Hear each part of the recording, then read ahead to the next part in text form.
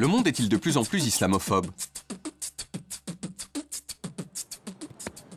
Étymologiquement, l'islamophobie désigne avant tout une peur irrationnelle de l'islam.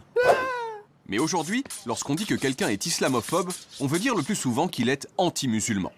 La loi française d'ailleurs ne punit les propos islamophobes, sale arabe, que lorsque le juge considère que ceci constitue une incitation à la haine contre la population musulmane.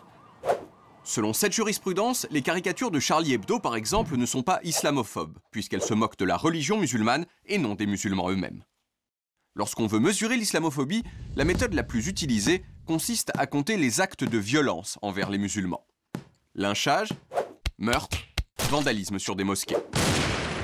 Aux États-Unis, selon le FBI, en 1996, 33 actes haineux de ce type ont été enregistrés. Après un pic à plus de 500 en 2001 suite aux attentats contre le World Trade Center, ce chiffre s'est stabilisé autour de 170 actes par an.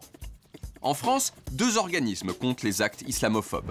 L'Observatoire national contre l'islamophobie, créé en 2011 et qui se base surtout sur les chiffres du ministère de l'Intérieur, et le collectif contre l'islamophobie en France, actif depuis 2010 et qui compte les actes islamophobes en s'appuyant sur des témoignages de victimes. Les chiffres obtenus sont complètement différents. Dans un cas, les actes islamophobes ont augmenté de 12% entre 2012 et 2013. Dans l'autre, ils ont augmenté de 47% sur la même période. L'Observatoire national contre l'islamophobie est le seul à avoir déjà compilé les chiffres pour 2014 et 2015. En 2014, les chiffres ont baissé. Mais il apparaît déjà que 2015 sera l'une des années les plus noires pour les musulmans de France. En 13 jours, du 7 janvier, date de l'attentat à Charlie Hebdo, au 20 janvier, 128 actes anti-musulmans ont été recensés en France, soit presque autant que sur toute l'année précédente.